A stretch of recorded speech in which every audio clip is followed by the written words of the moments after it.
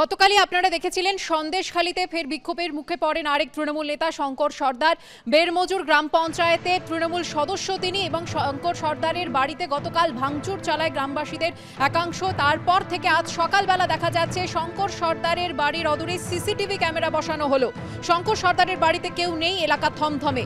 শঙ্কর সর্দারের বাড়ির কিছুটা দূরে সিসিটিভি লাগালো প্রশাসন। সরাসরি চলে যাব আমাদের প্রতিনিধি অনির্বাণ বিশ্বাসের কাছে। অনির্বাণ, গতকালের ঘটনা আমরা দেখেছি, শঙ্কর সর্দারের বাড়িতে ভাঙচুর চালানো হয়, জনরোষের শিকার হতে হচ্ছে তাদেরকে, এমনটাই স্বামী স্ত্রী তারা দুজনেই অভিযোগ করেছিলেন। আজ সিসিটিভি বসানো হলো প্রশাসনের তরফ থেকে।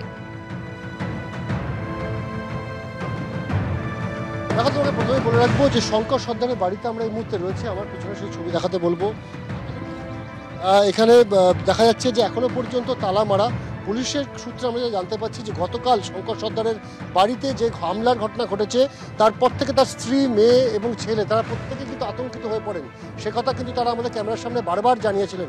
গতকালই কিন্তু তারা বাড়ি ছেড়েছেন এবং এই মুহূর্তে বাড়িতে পুলিশ পিকেট রয়েছে। পুলিশ পিকেট ছাড়া বাড়িতে কিন্তু কোনো সদস্য নেই।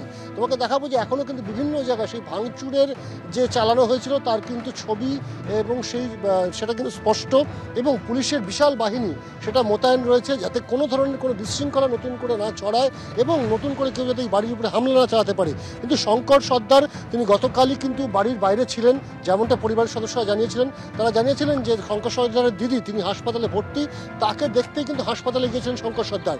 এমত অবস্থায় আমরা দেখি যে ভাঙাপোল এলাকা থেকে সেখান থেকে প্রচুর মানুষ তারা কিন্তু এসে এই শঙ্কর সর্দারের বাড়িতে হামলা চালায়। প্রথমে তার স্ত্রীর কাছে জানতে চাওয়া হয় শঙ্কর সর্দার কোথায়। যখন তার স্ত্রী জানায় যে শঙ্কর সর্দার বাড়িতে নেই, তখন তারা বলেন যে শঙ্কর সর্দার বাড়িতেই রয়েছে এবং তাকে লুকিয়ে রাখার চেষ্টা হচ্ছে। এরপরই আমরা দেখি ভাড়ার ঘর, রান্নাঘর এবং যে সামনের ঘর, প্রত্যেকটা ঘরের বাসনপত্র থেকে শুরু করে এই ঘরগুলোতে ভাঙচুর চালানো হয়।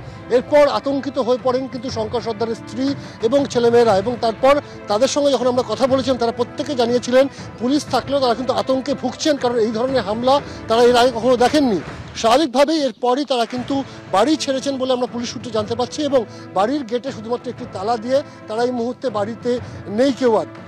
শুধুমাত্র যে বাড়ির বিভিন্ন অংশ হামলা চালানো হয়েছে এই নয়, কালকে কিন্তু কার্যত আমরা দেখেছি যে অভিযোগগুলো নিয়ে গ্রামবাসীরা এই শঙ্কর সর্দারের বাড়িতে উপস্থিত হয়েছিল তার মধ্যে ছিল অন্যতম যে জোর করে আদিবাসী জমি, সেই আদিবাসীদের জমি দখল করে নেওয়া, পাশাপাশি রেশন বন্ধ করিয়ে দেওয়া এবং তার পাশাপাশি ভোট দিতে না দেওয়া।